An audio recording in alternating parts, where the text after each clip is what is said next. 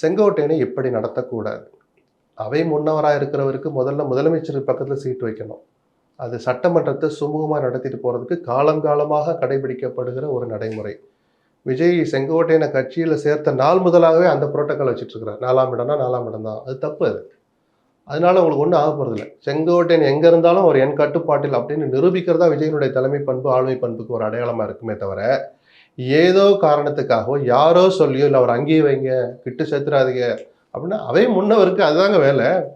முதலமைச்சருக்கும் அறிவுரை சொல்லணும், முதலமைச்சர் சொல்றதை கேட்டு எழுந்து தீர்மானத்தை வாசிக்கணும், ஒரு தீர்மானத்தை கொண்டு வரணும், பதிலடி கொடுக்கணும். இல்லை உங்களுக்கு தெரியல அவை முன்னவருக்கு எவ்வளோ பெரிய வேலை இருக்குன்னு. அதுக்கு பக்கத்தில் இருக்கிறதா நல்லது. அது புரோட்டோக்காலில் நீங்கள் அப்படி பார்க்காதீங்க. இன்னொன்று, கட்சியை வலுப்படுத்துகிற வேலையில் இனிமேலும் செங்கோட்டையனுடைய உடல்நிலை ஒத்துழைக்கிற வரைக்கும், ஒரு ஆரோக்கியமாக இருக்கிற காலம் வரைக்கும், அந்த இயக்கத்தில் நீடிக்கிற வரைக்கும், நீடிக்கிற அந்த வார்த்தையை ஒரு இதுக்காக சொல்கிறேன், செங்கோட்டையனுடைய பங்களிப்பு தவிர்க்க முடியாதது, தேவையானதும் கூட தாவேக்காவுக்கு.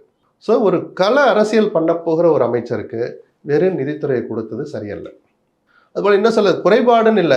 நீங்கள் படிப்பு அதெல்லாம் பார்த்து இவரால் நிர்வகிக்க முடியும்னா வெங்கட்ரமணன் இப்படி துறை கொடுப்பாங்கன்னு யாருமே எதிர்பார்க்கல. தொழில்துறை இவரால் சமாளிக்க முடியுமா, எப்படி யோசிச்சு கொடுத்தாங்க தெரியல. சின்ன பொண்ணு கற்றுக்கலாம். ஒரு 10-12 ஐஏஎஸ் ஆஃபீஸர் அந்த துறையின் கீழே வர்றாங்க. பொதுவாக ஒரு செயலாளர் இருப்பார், ஜாயின்ட் செக்ரட்டரி இருப்பார், அல்லது ஸ்பெஷல் செக்ரட்டரி இருப்பார். 2-3 பேரோட முடிஞ்சு போயிடும் ஒரு துறை. தொழில்துறை அப்படி இல்லை. பல விங்கு இருக்குது. அதில் பிஎஸ்யூஸ் நிறைய இருக்குது.